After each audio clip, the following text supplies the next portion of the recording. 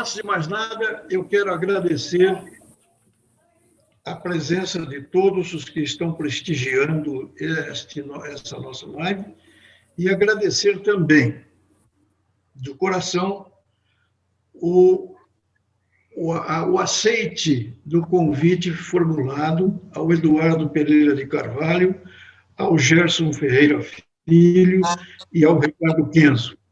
Agradeço, em nome do Conselho Regional de Economia de São Paulo, a presença nesta live. E por que nós admitimos, ou aceitamos, ou escolhemos este tema? A ideia nasceu de uma sugestão de um dos nossos delegados regionais, o nosso delegado regional lá de São José do Rio Preto. Por quê? Exatamente pela importância do agronegócio na economia brasileira. Os números são extraordinários. Uma safra de quase 280 milhões de toneladas. Uma participação expressiva na nossa balança de pagamentos. E também a própria participação no PIB. Estas são as razões pelas quais nós escolhemos esse tema. Então, nós vamos fazer as apresentações. Eu começaria admitindo uma regra da escolha pelo nome. Então, primeiro seria o Eduardo, depois viria o Gerson e, finalmente, o Kenzo. A palavra, então, está com o nosso companheiro, nosso amigo Eduardo Pereira de Carvalho. Apresentar o Eduardo é um negócio bastante fácil. O Eduardo só não foi aquilo que ele não quis ser. Começou como estudante da Faculdade de Economia e Administração da USP. Cafeicultores, não. Não, que é isso. Comandado pelo Dr. Camil Eide, lá no Instituto de Engenharia. O Gerson foi meu companheiro desde que eu me formei e fui trabalhar numa empresa chamada Asplan, uma empresa extraordinária que reunia grandes empresas. Passou pela ONU, no INPES. O Gerson também foi presidente da FINEP, a Financiadora de Estudos e Projetos. Finalmente, o Ricardo Kenzo, que eu fui encontrar lá nesse grupo de estudos do Instituto de Engenharia. Ricardo Kenzo é diretor do Instituto, diretor de Relações Externas. É engenheiro formado pela Unicamp e com pós-graduação na Escola Politécnica da Universidade de São Paulo. Eduardo, por favor, comece a partida. Tá bom, muito bom. Eu fico muito contente, Vicente, de rever tantos companheiros, de boas lembranças, e muito honrado pelo convite de poder conversar um pouco com vocês. E começo com um exemplo clássico da Mesopotâmia, com o rio Tigres e Eufrates, criando uma irrigação lá nos 3.000 anos antes de Cristo, e que se torna a primeira grande civilização do mundo, seguida, alguns milênios depois, pelas civilizações em torno de outros rios, cujo domínio da irrigação possibilitou excedentes agrícolas além daquilo que as pessoas produziam para comer. É o rio Nilo, é o rio Oxus na África Central, na Ásia Central, é o rio Ganges e o Indus no subcontinente indiano, é o rio Amarelo e Yangtze na China. São ali que surgem as civilizações do mundo. As grandes civilizações se fazem por ter um excedente agrícola que possibilitou ao homem pensar além do seu estômago. Isso é fundamental. E eu falo isso porque nós fomos criados, nós lá na escola, na industrialização a qualquer custo, na industrialização como a saída para o Brasil, na impossibilidade da agricultura contribuir para o desenvolvimento econômico, que é o que nos ensinava os cepalinos. E nós não podemos esquecer que do excedente agrícola, que a alta produtividade, com tecnologia, criou a possibilidade do homem se dedicar a ser o homem. Essa domesticação das espécies, das especialidades alimentares, é de fundamental importância, a gente não pode esquecer. Vamos trazer isso para o nosso ambiente. O Brasil, infelizmente, fora algum domínio que tinha de algumas culturas tradicionais, como a cana-de-açúcar, como a extração da borracha, ou a derrubada do pau-brasil. A grande verdade é que a grande revolução verde que nós tivemos na agricultura mundial, principalmente na segunda metade do século passado, ela não atingiu o Brasil. Ela ficou no mundo temperado. Até mesmo o prêmio Nobel famoso do Burlov, lá em 1960, qualquer coisa assim, para o trigo anão, mas de clima temperado. O que se conhecia de tecnologia agrícola era de clima temperado. E tanto que os estados agrícolas brasileiros eram lá embaixo, no Rio Grande do Sul, no Paraná, na Santa Catarina. Por quê? Porque nós não conhecíamos tecnologia. A nossa tecnologia para produtos tropicais, um clima tropical que dominava o continente brasileiro, era desconhecido. Essa que é a grande verdade. A grande revolução que nós fizemos foi, ao longo da segunda metade do século XX, quando nós fomos buscar a terra que nos faltava. Um grande ministro da Agricultura chegou a nos dizer, em 1970, que o Brasil não podia mais crescer a produção agrícola, porque já tinha ocupado todas as terras agricultáveis existentes no país. Isso foi dito a mim em 1970. O personagem está vivo. É o grande ministro Sérgio Vieira. Ele, gaúcho como era, não conseguia ver que a gente tinha que conquistar a área que era imprestável para a agricultura, o grande cerrado brasileiro. Os 300 milhões de hectares que nós temos disponíveis. E foi na tentativa de fazer a ocupação desse cerrado brasileiro que, de repente, o Brasil se descobriu a si mesmo. E como foi isso?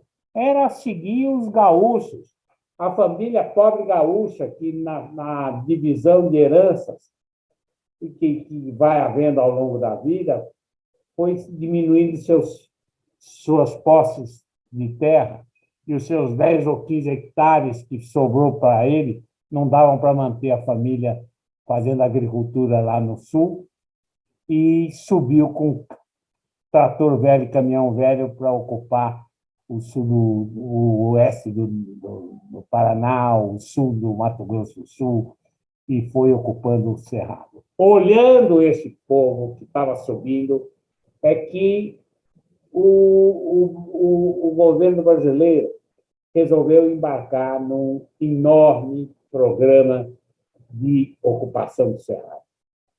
Esse programa, do qual eu me orgulho fundamentalmente, e talvez seja o que talvez de mais importante e significativo eu tenha feito na minha vida profissional, foi de ter contribuído com o meu modesto saber, de procurar ver como é que a gente ia ocupar aquele cerrado.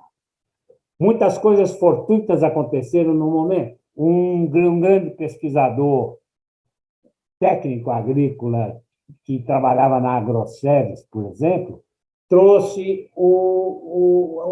a braquiária da Austrália. E essa braquiária, por acaso, se deu bem naqueles solos péssimos e pobríssimos do Cerrado brasileiro. Descobrimos que esse Cerrado brasileiro tinha um terror de acidez nas suas terras, que tinha que ser corrigido. E, por acaso, nós descobrimos inúmeros depósitos de calcário ao longo de todo o Cerrado brasileiro, que fez com que a simples mineração a céu aberto desse calcário corrigisse um elemento fundamental, que era corrigir a acidez do solo.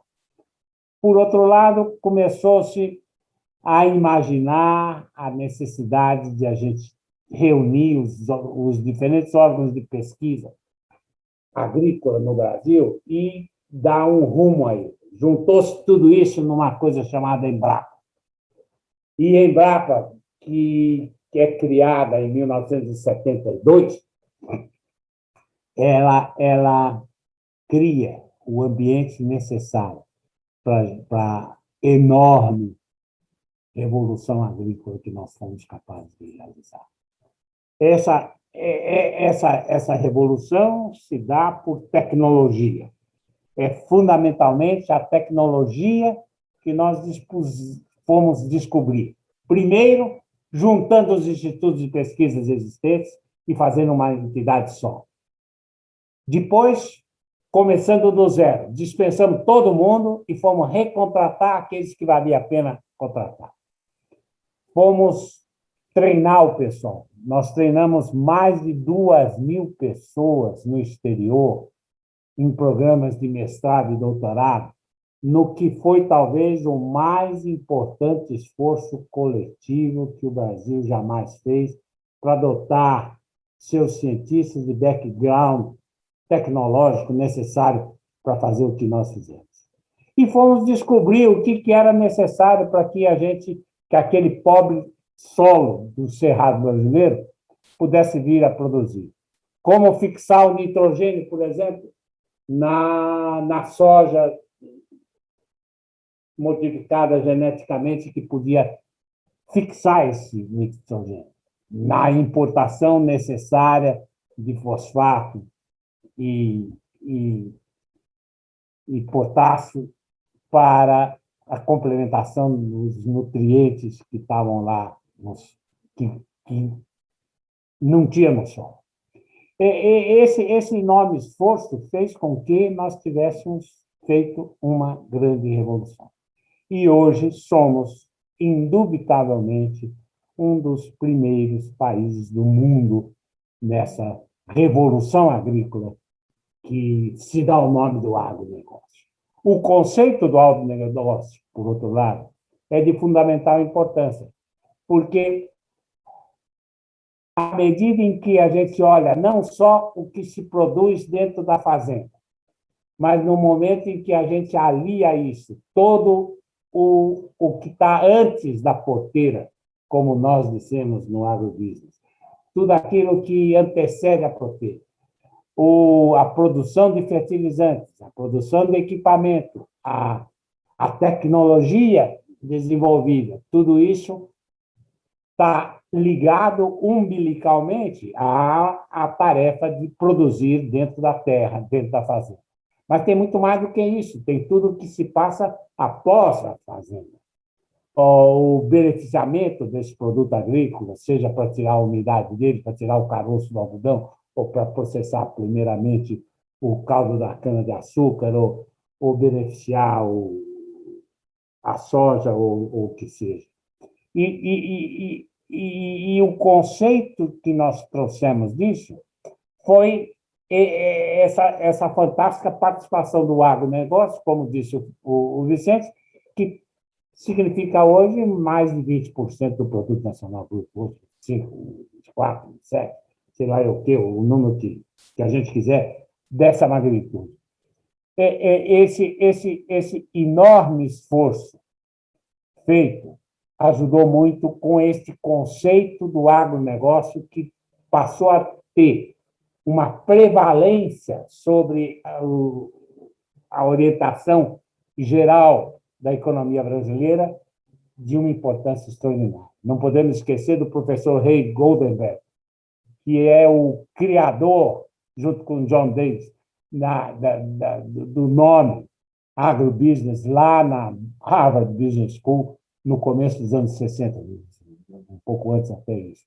Ele teve uma enorme influência nisso, pela influência que ele teve em cima do Ney Bittencourt de Araújo, filho do fundador da Grosseries, que foi um dos personagens importantíssimos na divulgação desse conceito. Esse conceito do agrobusiness, na minha visão, mudou a natureza do problema para o Brasil e fez com que, pela primeira vez na nossa história, o urbano começou a desconfiar que tinha alguém que produzia o que ele comia no café da manhã. E, de repente, o conceito do agrobusiness passou a ter um valor maior. É bem verdade que a palavra agrobusiness em si, pelo mau uso de alguns, traz algum problema e é melhor hoje a gente falar em cadeia alimentar de valor ou coisa que eu valha, mas isso é um problema puramente de denominação. O importante é que o conceito valeu e o país hoje acredita de que é na agricultura que nós temos o caminho para desenvolver o país. É onde nós hoje, por causa da Embrapa e por causa da multidão de outras pesquisas feitas além e sobre a Embrapa, fez com que a gente tenha tecnologia. O nome do segredo é ser competitivo. Nós só podemos ir procurar fazer aquelas coisas onde nós somos competitivos. Não é só na agricultura.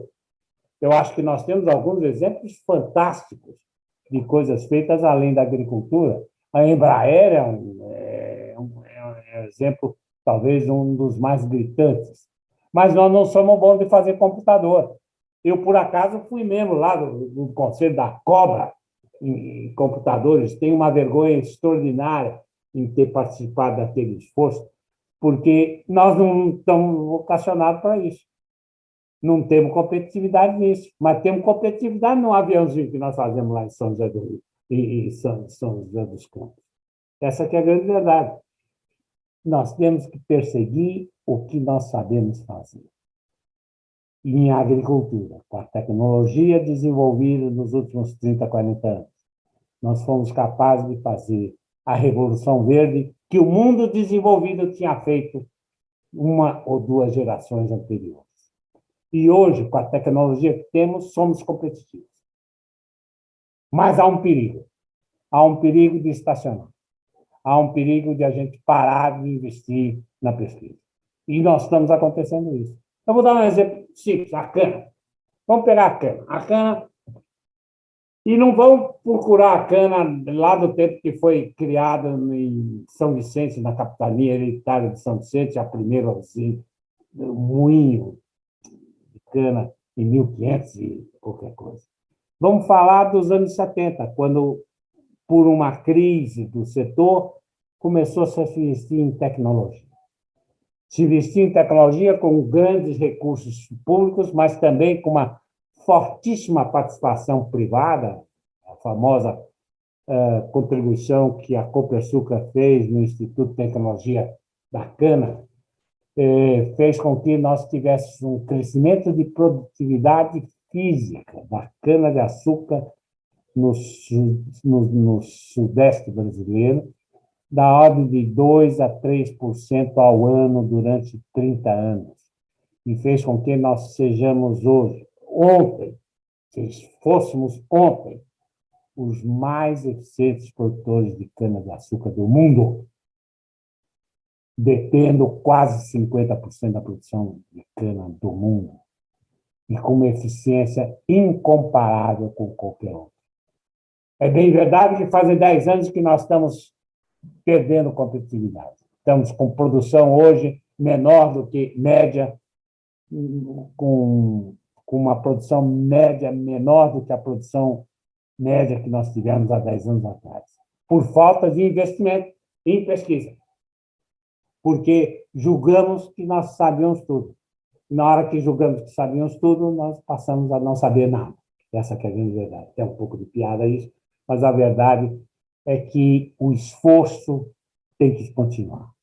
A Embrapa está num dilema fortíssimo, que depois de seus 30, 40 anos de existência, ela está sofrendo problemas de recurso, problema de renovação de pessoal, problema de influência ideológica na pesquisa.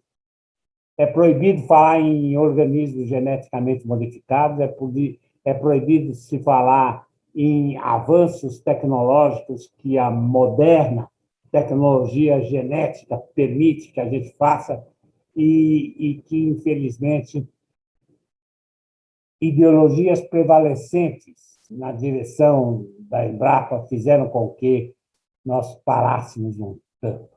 Ainda não perdemos a guerra, de jeito nenhum, mas estamos sob ameaça.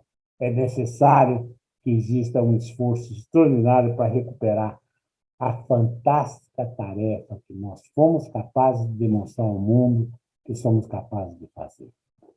Eu me entusiasmo. Eu tinha um vasto roteiro aqui de 3 páginas, uma multidão de coisas para fazer, com um pouco mais de sentido acadêmico, em que eu falo das características dessa fantástica revolução agrícola que nós fizemos e que nós temos tudo para dar continuidade, desde que a gente não perca a vontade de fazer o que é necessário, que é trabalhar em pesquisa.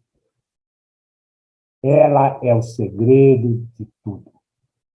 Está na tecnologia que nós somos capazes de desenvolver, que nós vamos desenvolver esse país. Estamos num momento dramático, triste. E não dá para desconhecer isso. Se a gente acreditar que nós somos capazes de superar as dificuldades que temos, nós temos toda a capacidade do mundo para demonstrar que nós somos o que sempre se esperou do Brasil, com a fantástica herança que nós temos da terra que nós temos.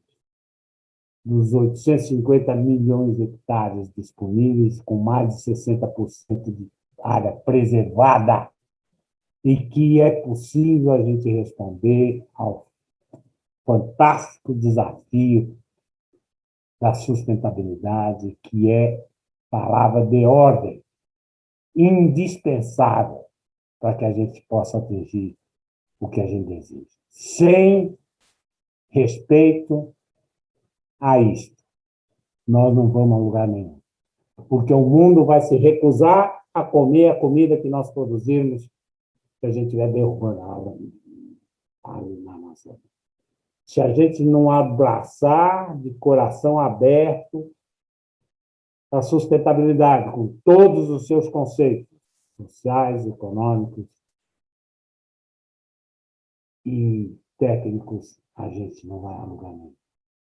Então, essas ideias a serem jogadas, e eu acho que eu estou passando o meu tempo alocado a mim, sem que eu tenha desenvolvido sequer o início, para a gente conversar dos riscos da natureza biológica, que é a agricultura, sem falar de que os riscos, o fato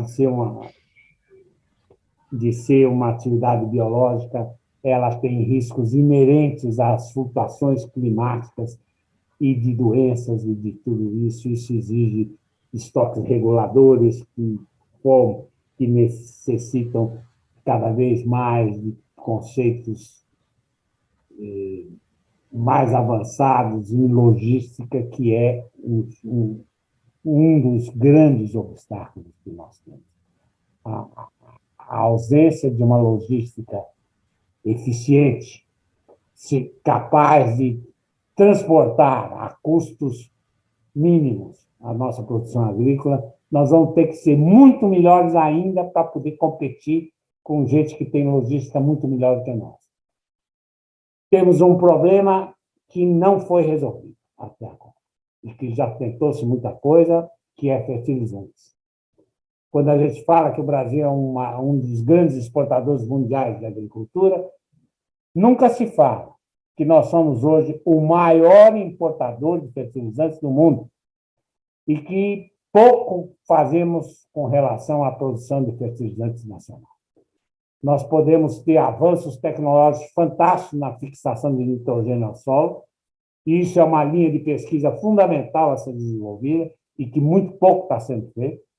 Infelizmente, a Petrobras, que podia ter uma participação importante nesse aspecto, se recusou sempre a exercer o papel que lhe cabia nesse particular nutriente, porque está muito ligado às atividades que ela desenvolve.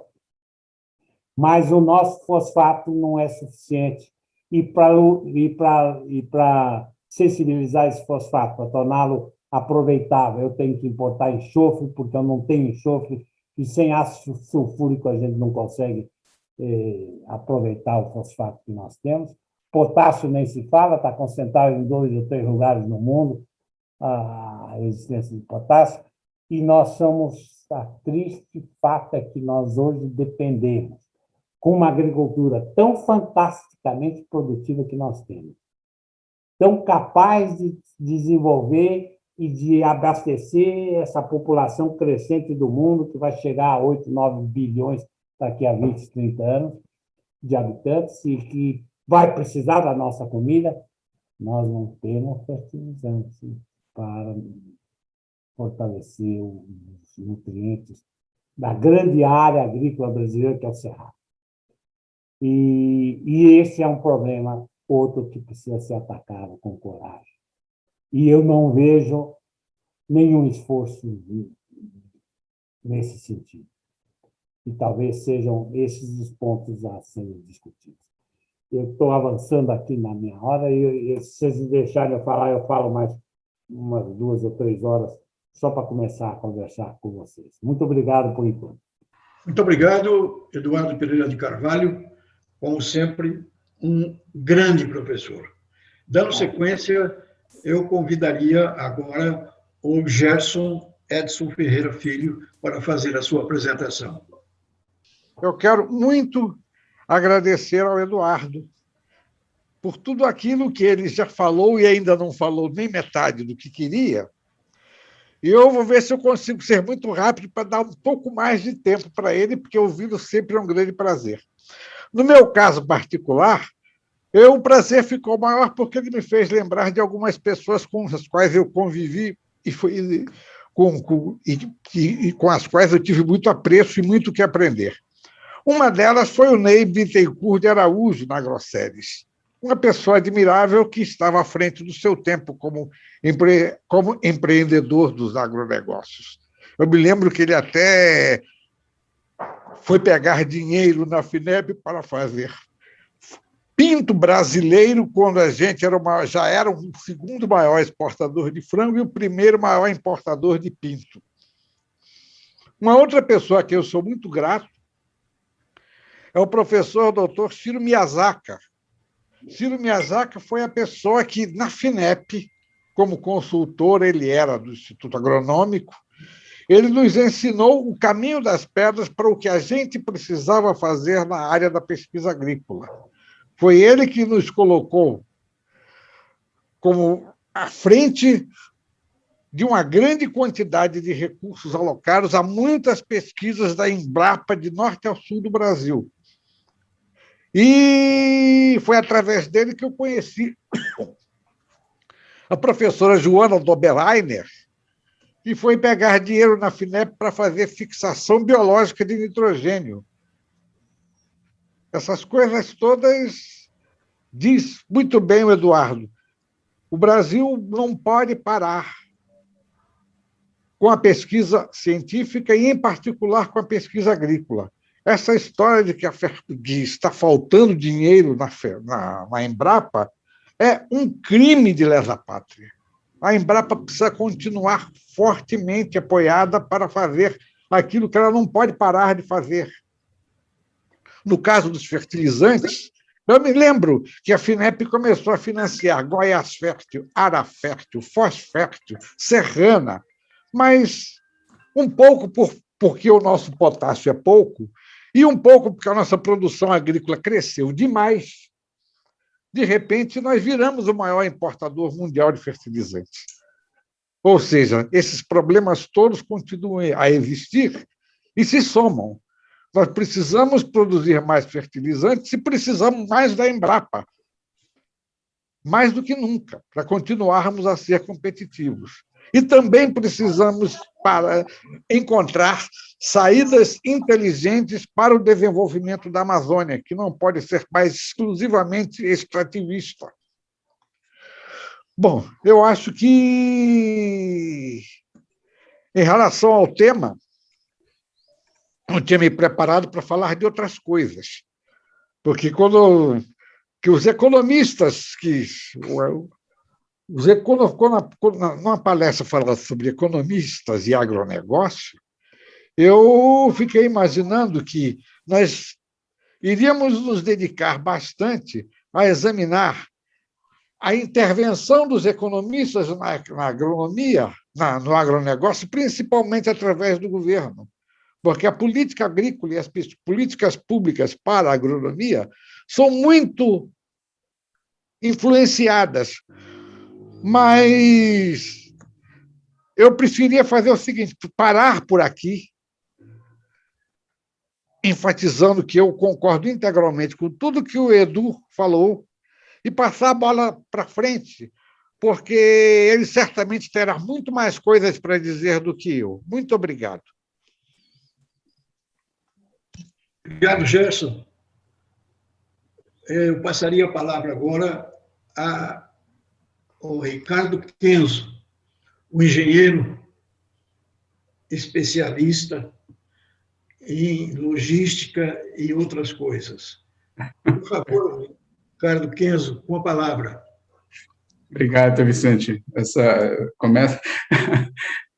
exagera aí na apresentação, eu vou passar vergonha aqui, hein? Pelo amor de Deus. Boa noite a todos. Primeiro, eu gostaria de agradecer aí o convite do Dr. Vicente e o Corecon, aí, em nome do Dr. Pedro Afonso. Obrigado pela disponibilidade aí de nos ouvir um pouco. Dr. Vicente, será que eu posso compartilhar? Eu sou engenheiro, sou meio cartesiano, eu fiz uma apresentaçãozinha para me seguir. Tá, então, se vocês permitirem... Por favor. Ok, obrigado. Então, acho que vocês devem estar já olhando um pouquinho.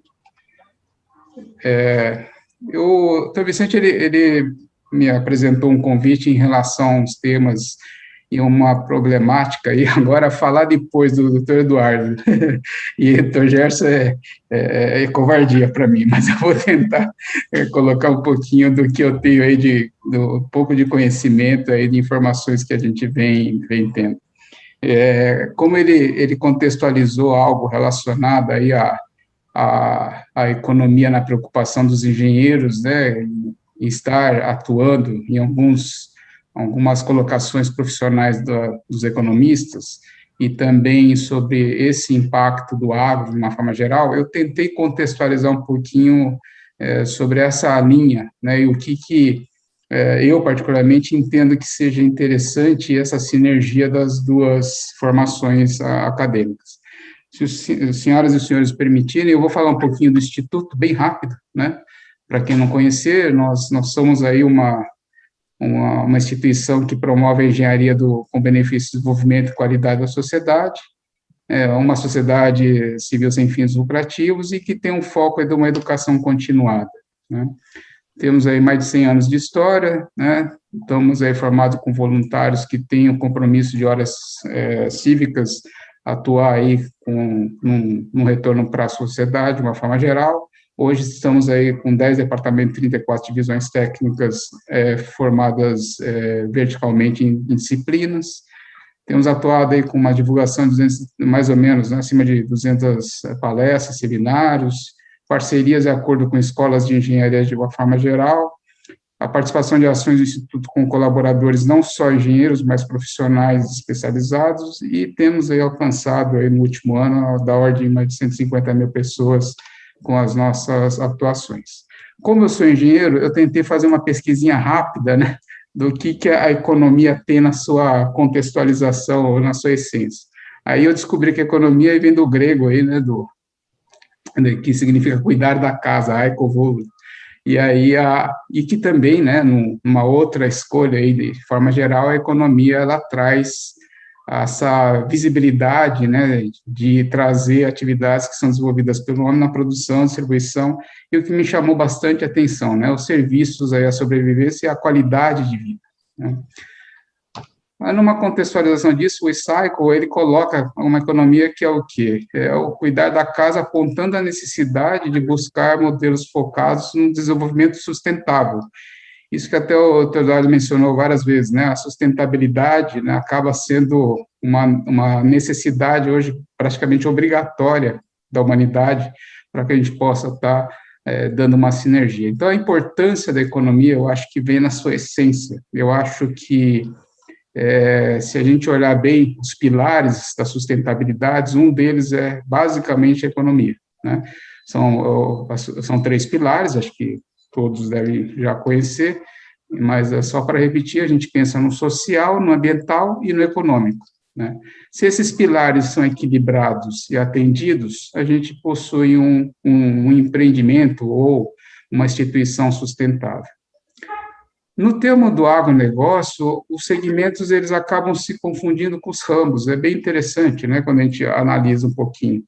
Esses serviços, eles abraçam a parte de insumos, eu vou simplificar insumos com essa ratificação aí que o Eduardo colocou em cima dos fertilizantes, é algo problemático hoje globalmente, né, todos já têm uma visibilidade que esses insumos minerais, uma hora vai acabar, né, e aí a hora que acabar, o que a gente faz, né? Então, existem pesquisas, inclusive da Embrapa, para ter essas alternativas. E os chineses já estão vendo isso, né? Eles já sabem que daqui a 50 anos, alguns problemas em relação a enxofre e potássio das minas existentes vão acabar exaurindo. E aí, isso daí acaba tendo um problema relativamente gritante para a agricultura, né? Tem a agropecuária aqui colocada aí no centro, que é mais ou menos algo que o que a gente coloca aí no jargão do agronegócio, aí, que é o porteira para dentro, né? E a indústria associada. Isso daqui, ele traz 2 aspectos bem interessantes, né, que até é mencionado lá na USP, é o tema da compatibilidade ou da intricidade entre a ótica do ramo e do segmento. Eles acabam se confundindo em termos de o que é primeiro, é o ramo, é o agrícola e pecuário, ou é o segmento, que daí traz muito forte aí os segmentos que estão focados aí para o lado basicamente da economia, né, os insumos, o primário, a indústria e o serviço. E aí a gente arremete um pouquinho para o PIB, né, que a gente não precisa falar, está todo dia sendo comentado na mídia, mas eu acho que a gente, para contextualizar, eu trouxe um pouquinho esse crescimento vertiginoso aí do PIB, com algumas notoriedades nesse crescimento em relação ao geral, nesse ano que nós passamos, mesmo em pandemia, a gente presenciou um recorde aí desse crescimento do nosso PIB dentro do agronegócio, batendo mais de 24% desse crescimento. E aí, algo que eu gostaria de trazer, assim, até como contextualização, é a importância do setor na relação dos global trade business, né, dos negócios globais internacionais. Por quê? O Brasil tem se portado bastante responsável em poder atender isso. Então, nas reuniões globais, né, da FAO, da ONU, nas reuniões globais do World Economic Forum, todos os temas relevam ao problema alimentar dessa cadeia, da segurança alimentar global, né? E aí eu não esqueço, assim, da fala de alguns colegas aí, inclusive o Roberto Rodrigues, né, o ministro Roberto Rodrigues, ele comenta sempre isso, ele fala que a fome traz guerra, né? Então o agro é a paz, né? Então a gente precisa relevar bastante isso e tentar ter essa visibilidade, na minha opinião, em relação à cadeia global. Cada vez mais esses impactos estão relacionados a sistemas. Então, a engenharia, ela colabora muito com a tecnologia, muito com uma visão sistêmica, mas a economia, ela acaba sendo a pedra fundamental para a viabilidade dos negócios. Isso eu acho que a gente tem que cada vez mais tornar essa essência ou essa variável em evidência. Então, cadeia alimentar E aí, quando a gente fala do agronegócio, não é só, né, a pecuária e a agricultura.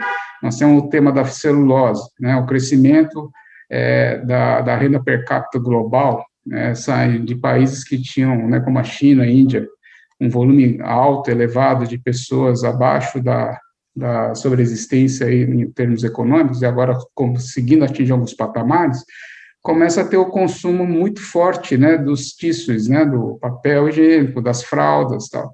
E isso dá uma demanda alta na celulose, que movimenta um mercado, né, uma economia que a gente, às vezes, não dá tanta atenção, mas é que é muito poderosa e forte, principalmente para os negócios dos quais a gente consegue agregar bastante a indústria da celulose ou a indústria do papel, né. E, por fim, a energia, nesse modelo, onde o agronegócio ele acaba se mostrando, né, nos seus dejetos, um potencial para a geração da bioenergia global, né. Então, a gente fala de um exemplo, né, que a gente coloca muito forte, não só no biogás, né, na elaboração do metano, através de biodigestores de alta rentabilidade e eficácia, mas também a gente comenta muito no nosso grupo lá, né, Eduardo, em relação a gente não dá valor para o nosso etanol, né? O nosso etanol ele é uma bioenergia fantástica, de alto potencial, que tem como resultado, assim, uma amplitude global sustentável e aderente ambientalmente, e nós não damos valor e não o fazemos como devemos, eu acho, na minha opinião, dar importância, né? Então, essa força do agronegócio, de uma forma geral, né, o que o agro tem como mercado, ele parte, assim, muito forte em relação às, né, o que já foi comentado, as grandes produção, mas a participação do PIB. Hoje nós estamos chegando praticamente a 30% do PIB de participação, e se olharmos aí pela distribuição setorial das empresas, o agronegócio não chega a ter 4% de participação. Então, é aquela história, né, uma parcela ínfima da indústria, mas que colabora com 30% do agro. É uma importância que a gente tem que buscar cada vez mais como um modelo de foco, até para que os nossos colegas economistas nos ajudem cada vez mais, né, a potencializar esse mercado numa eficácia e eficiência. E aí, quando a gente fala desse tema, dessa área do agro, assim, se permite, eu puxo um pouquinho lá, inclusive, das commodities. Hoje a gente vê a disparada, né, do preço dos minérios, de uma forma geral, como eles têm sido relevantes, e o potencial mineral que o país tem, né? São setores dos quais, às vezes, ficam um pouco deixados do lado, mas quando a gente fica acompanhando um pouquinho, né, aquela movimentação da montanha-russa da Bolsa, a gente olha o impacto, né, que o setor mineral e o setor do agro tem feito ou tem realizado nas nossas variações aí diárias, né? Então, se analisarmos essa composição, né, vamos assim, chamar de composição, mas setorialmente, como a economia participa, como ela contribui, ela vem partindo desde aquilo, né? Eu achei interessante, o professor Eduardo aí colocou aí, claro, né, essa história, né, daquela agricultura, primeiro da parte de apenas subsistência, aí depois sai para uma agricultura mais ordenada, né? Vem a Revolução Industrial, daí começa a Revolução Industrial com um número de pessoas muito mais integradas, essa parte de uma automação efetiva de série, busca um serviço, um atendimento mais qualificado, isso daí começa a partir para o lado da digital, essa digitalização, ela traz informação, agregar essa informação traz uma revolução de uma sociedade que já começa a pensar na regeneração principalmente econômica e ecológica. Então, são impactos setoriais que a economia, eu acho que ela traz efeitos importantes e que vamos dizer assim, os graduandos, né, os discentes aí do setor da formação econômica, às vezes eles não veem esse fantástico envolvimento que pode trazer muitas oportunidades para a carreira de cada um, né? Então, a gente acaba, às vezes, a gente fala economia, faz aqui, a primeira resposta que vem na nossa cabeça é o setor bancário, né? mas eu acho que a influência desse setor, ele tem cada vez mais vendo impactando nas indústrias de formação. E aonde está isso? Muito forte no plano de negócios, né? O plano de negócios, quando a gente olha o envolvimento no plano de negócio, e a gente coloca advisors, né, coloca outras instituições trabalhando e se preocupando, o setor do financeiro, ele vem absorvendo alguns dinheiros, porque eles estão olhando o business plan, eles não estão olhando só a essência econômica. Então, quando faz um project finance, o cara quer o engenheiro para olhar de uma forma sistêmica, mas o engenheiro sozinho, e eu vou me colocar como quem experimentou isso, né? Eu trabalhei durante um tempo aí junto com a Morgan.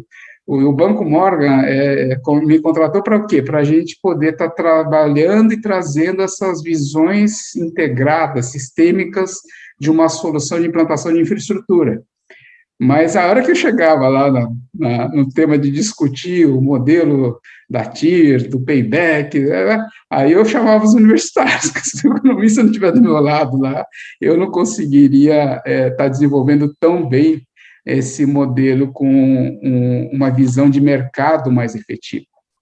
Isso tudo impacta no quê? Nessa transformação da sociedade, né? Nós estamos falando hoje de uma sociedade 5.0. Ele praticamente reflete tudo o que a gente comentou agora com setores da economia, né? Então, essa parte da coexistência inicial, que nós estamos falando aí, praticamente 13 mil anos, mais de 10 mil anos antes de Cristo, e aí parte para os setores de crescimentos industriais, e que vai para uma digitalização que começa a comoditizar, entre aspas, né, as produções de uma forma geral, e migra para essa sociedade 5.0, que seria uma sociedade super inteligente que eles comentam, que é o quê? Que é aquela ideia de a gente ter e pensar de uma forma a trabalhar muito com o cognitivo, a trabalhar muito com as impressões que o ser humano consegue olhar e entender holisticamente.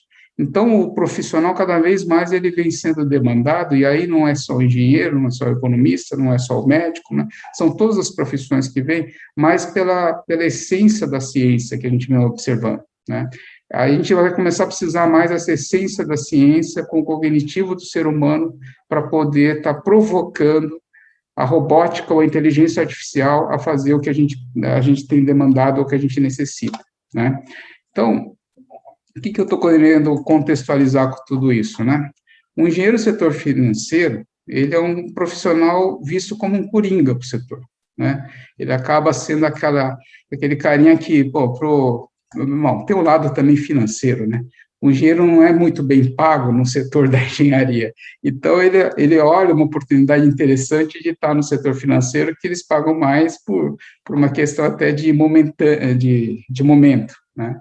Então, vem aquela demanda da engenharia de produção, engenharia mecatrônica, civil, elétrica, naquela visão sempre sistêmica, naquela visão de entendimento geral e anexar a economia como um todo. Então, o engenheiro, por quê? Porque o engenheiro é treinado para resolver problema, tá? Ele não é treinado para verificar se o modelo econômico é bom ou ruim, não, ele é treinado para resolver um problema, verificar aquele problema de uma forma mais holística e tentar fazer com que esses problemas complexos se formem num modelo estruturado. Isso aí acaba trazendo esse desenvolvimento, esse impacto para o desenvolvimento humano, assim, de liderança. É essa formação que às vezes não, que a gente percebe que atrai o setor financeiro. Ter essa visão um pouco mais estruturada, buscar trazer uma sinergia de diversas etapas para o quê? Para engajar pessoas. Por quê? Porque agora a gente precisa ter o quê? A colaboração, né, e a contribuição de cabeças. Isso é importante nesses modelos atuais. E aí o profissional, como ele é delimitado e como ele é visto, né? Num primeiro momento pelo hard skill, né? O cara é formado nisso, tem idioma, tem não sei o que lá tal, e um pouco menos pelo soft skill, né? Pela habilidade dele de estar trabalhando com o psicossocial, de ele estar trabalhando com a vocação, vamos dizer assim, de uma forma geral. Então, o que acontece no setor profissional, os empregadores, cada vez mais, eles contratam primeiro pelo QI, né, pelo quociente de inteligência, mas depois eles acabam despachando pelo quociente emocional, porque ele consegue trabalhar em crise, né, trabalhar sob pressão. Esse é o cara que eles querem, que tenha essa estruturação, consiga ordenar e consiga trabalhar. Com esse cenário, o modelo colaborativo é cada vez mais, vamos dizer assim, demandado pelo setor produtivo. Eu acho que isso daí acaba sendo algo que a gente precisa, às vezes, tomar atenção para o profissional que vem se formando, e a gente vem falando isso também muito na engenharia, né? A gente cai muito nesse quadrante aqui, onde é o que a gente chama de experiência do usuário, né? Ele tem que ter o sentimento da satisfação do que está sendo ofertado para ele, e esse usuário pode ser o empregador, pode ser uma empresa, pode ser a sociedade, mas ele tem que ter esse sentimento de satisfação e ter o atendimento do que ele entende como necessidade. Aí a solução de sistemas acaba prevalecendo. Por isso que eu acredito que essa migração, do qual foi a provocação que o Dr. Vicente colocou, né, até um pouquinho olhar, porque tem muitos engenheiros indo para a área da área financeira, economia, é o setor privado, que é o seu cliente, que está entendendo nesse sentimento de satisfação com o atendimento de necessidade e demandando esse perfil profissional, que às vezes eles acabam sendo um pouco, vamos dizer assim, enganados no bom sentido da palavra, tá?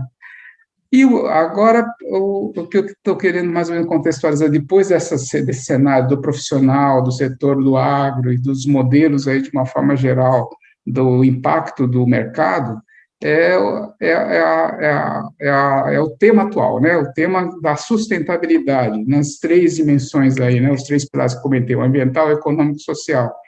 E essas discussões, elas vão muito fortes em relação, primeiro, do meio ambiente, e já, né, inicialmente lá em 92, né, primeiro foi aquela discussão muito forte ambiental e o desenvolvimento econômico. Isso foram os dois primeiros pilares anunciados historicamente. Aí depois, em 2002, na Cúpula da Terra, lá, depois em Kyoto e tudo mais, eles colocaram que é importante, né, tem que pôr o ser humano também, então o social.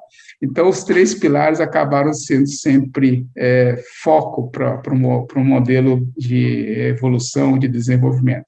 E no ano passado, acho que os senhores devem ter acompanhado, as discussões do World Economic Forum foram muito fortes em cima do engajamento disso, né, da gestão consciente, dos modelos que isso trazem para os impactos aí de uma forma geral. E aí surgiu muito forte, né, dentro dos pactos globais, as ações que a academia vem fazendo em cima dos princípios da academia, né, os princípios que a gente chama, né, os 6 pilares aí do Prime, e o setor industrial, o setor produtivo, em cima dos princípios do Pacto Global, nos 4 principais pilares e as suas derivações, né, Então, essa área do Pacto Global da indústria e da academia, eles vêm agora se fundindo, né, cada vez mais forte, inclusive até muito bem representado em cima das linhas do modelo do compromisso, que todas as ações vêm sendo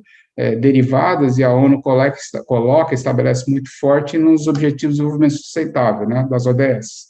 E no ano passado, dentro do World Economic Forum, o ESG, que eu acho que a gente vem falando muito, né, que aqui no Brasil a gente chama de ASG, né, que é o Ambiental, Social e a Governança, eles acabam trazendo esse compromisso de uma forma efetivamente muito escancarada, né, a empresa ou a instituição de mercado que queira estar no ranking para que sensibilize o setor financeiro, ele precisa seguir, não é tipo assim, ele pode ou quer, não. Se ele não seguir, o setor financeiro já está bastante sensibilizado a fechar as torneiras para aquela área, e aí o que acontece? Começa a ter um linguajar, né, um vocabulário muito economês, né, se a gente pode dizer esse termo, mas bastante economês. O World Economic Forum colocou isso muito forte, né, as formatações de como os modelos econômicos vão ser trabalhados.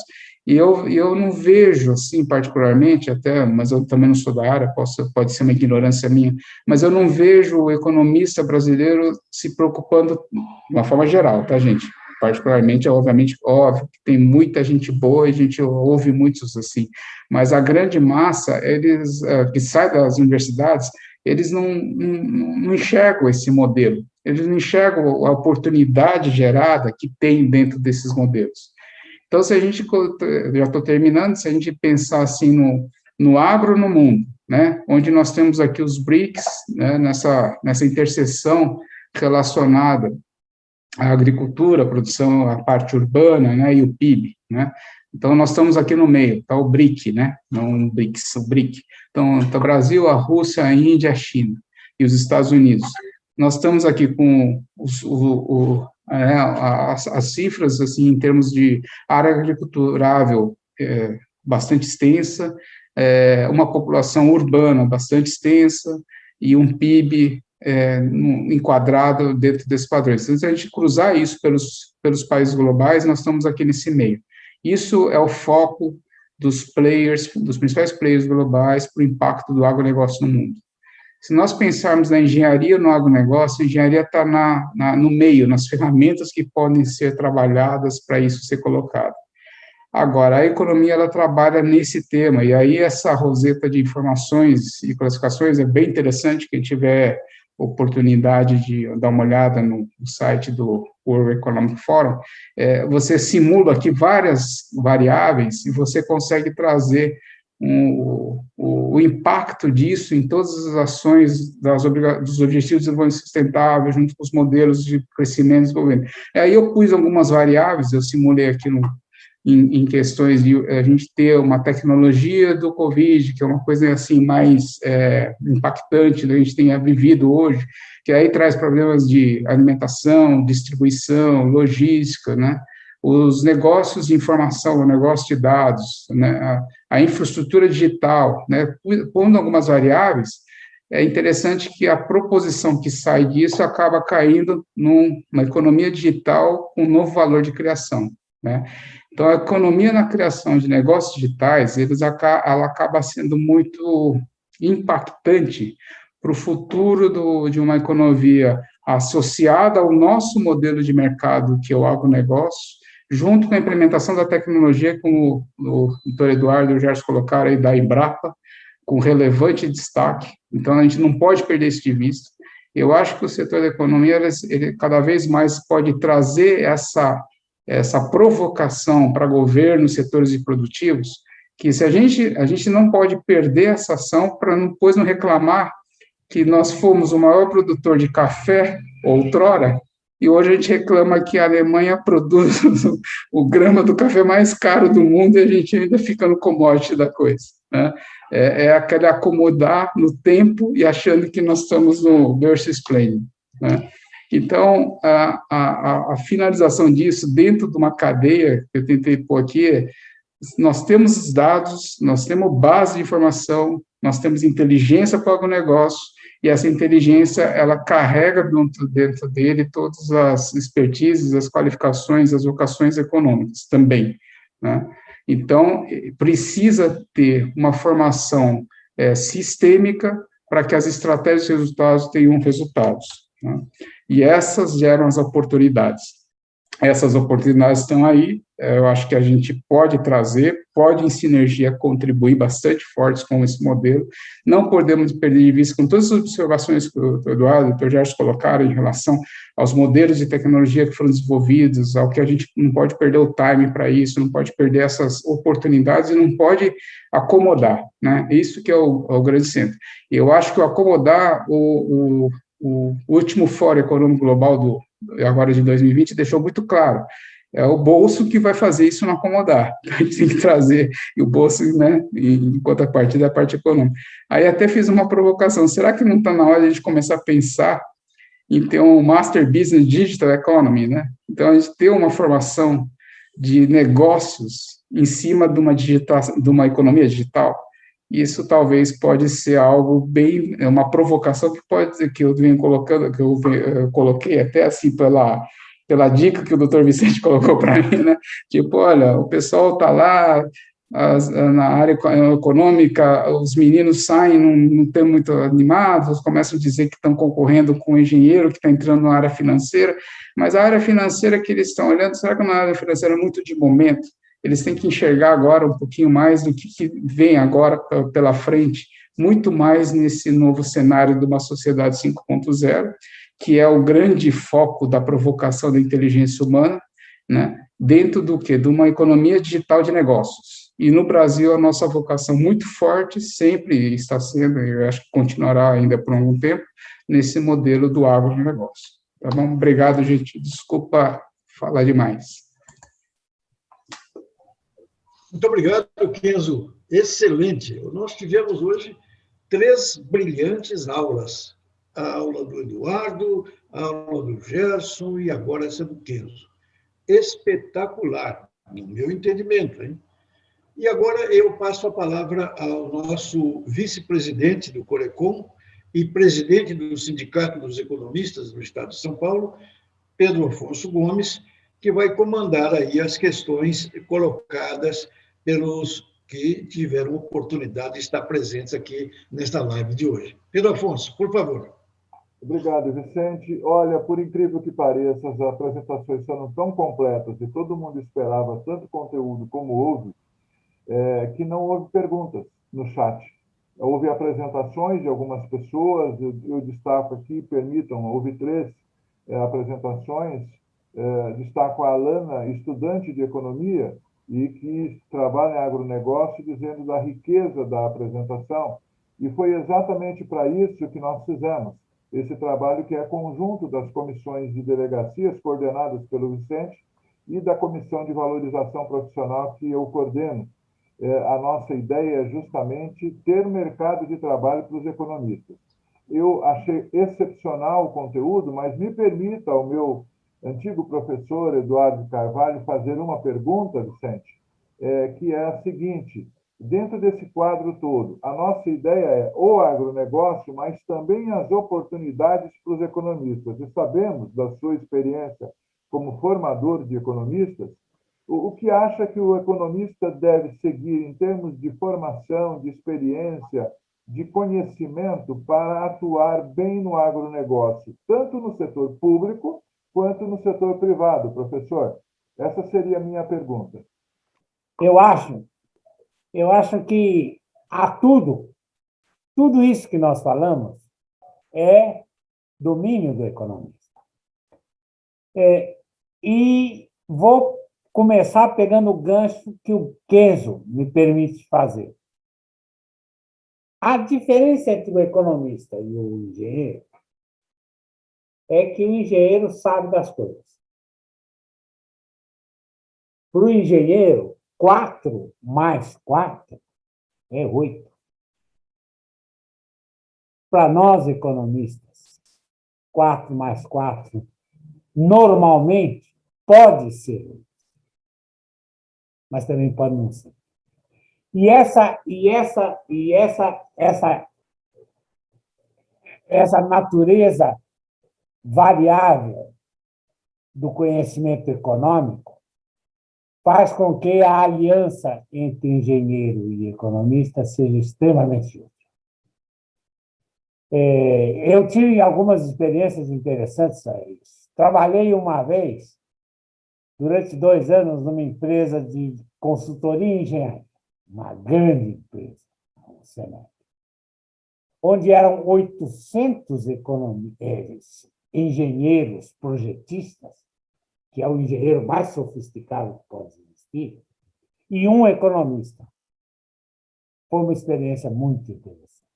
Conheci outra experiência fantástica quando eu chefiei o departamento de engenharia e produção na Vale do Rio Doce, onde meus subordinados eram engenheiros. E eu tinha que andar com o pé na lama, na obra, vendo, fiscalizando construção de fábrica de aço. Na experiência que eu vivi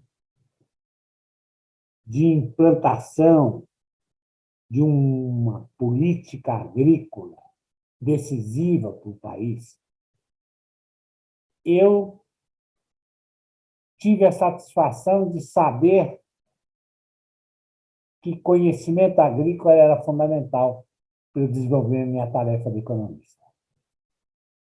Mas, na verdade, foi a aliança entre os agrônomos que conheciam a tecnicalidade da produção da soja lá no interior de Goiás, com a visão econômica que, eventualmente, a gente trazia para o campo. Há uma enorme quantidade de problemas que estão a clamar o apoio intelectual do economista. E são os problemas que não estão solucionados ainda. Como o problema de como eu trazer nutriente para um solo pobre como o Cerrado brasileiro. Sabendo que o esgotamento da mineração de nutrientes que nós fazemos quando derrubamos o solo, quando derrubamos a mata amazônica, isso acaba um dia. E que, portanto, nós vamos ter que encontrar outras fórmulas para isso. Ora, o economista tem um papel fundamental nesse aspecto. O economista tem um papel fundamental em dizer o seguinte: eu preciso de uma cana que seja tão produtiva em teor de açúcares que possa basear a indústria de açúcar dela e que possa basear o etanol que ela produz através da fermentação e destilação desse caldo de cana. Mas ela tem que ter fibra também, como não tinha que ter fibra há 10 anos atrás, porque eu preciso da fibra para pôr o bagaço, para queimar o bagaço, para gerar energia para a fábrica e para vender para o mercado. Eu preciso do economista para determinar quais são os parâmetros desejáveis na evolução técnica que eu vou fazer da cana. Quando eu quero reduzir os prazos pelas quais eu preparo um frango de 50 dias para 42 dias, eu preciso do economista para determinar qual é o ponto de equilíbrio necessário para eu fazer isso e que eu consuma a menos quantidade possível de alimentação por quilo de carne produzida pelo frango. Por incrível que pareça, tem um enorme campo por economista. Aliás, e a atividade diversa do economista é que faz com que esse campo seja muito grande.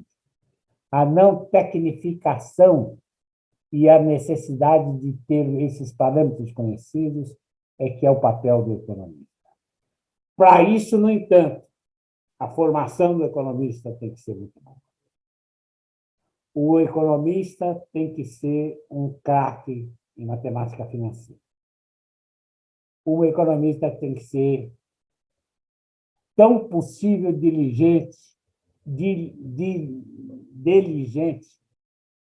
como o engenheiro, mas ele tem que ter a sabedoria do conhecimento científico, ele tem que ter a sabedoria do conhecimento político, ele tem que ter a sabedoria do conhecimento social, para que as suas afirmações, o seu modo de ver o mundo seja vendável. Eu, desde garoto, pensei em ser economista. Quando eu deixei o colégio para entrar na faculdade, os diretores do colégio chamaram meus pais para dizer que eu estava cometendo um erro, porque eu era muito bom aluno no curso clássico que fazia, e eu tinha que ir para a sala de aula da faculdade de Direito. E eles não conseguiram entender que a economia era muito mais do que isso, do que eles imaginavam ser. Eu estava no início, no final dos anos 50, começo dos anos 60. Eu hoje vejo no economista bem formado um papel fundamental. É o homem que vai trabalhar as expectativas. Economia nada mais é do que o trabalho sobre a expectativa que a gente tem do amanhã. E é por isso que o papel político é tão fundamental. Por que nós estamos hoje num clima difícil? Porque a política não está sendo capaz de nos fazer crer que o amanhã será melhor do que o hoje. E não precisa mudar o hoje. para eu crer nisso. Basta eu ter a crença de que amanhã será melhor do que hoje. Basta eu ter uma intuição disso, que amanhã passa automaticamente a ser melhor do que hoje.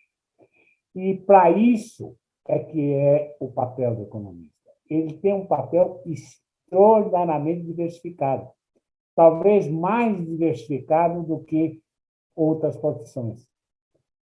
Por causa dessa...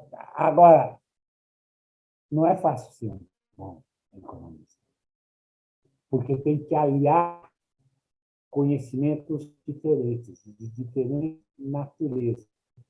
Tem que saber história, como tem que saber desenvolvimento integral. E para isso, nem todo mundo está preparado. Eu creio que o mundo precisa de economia.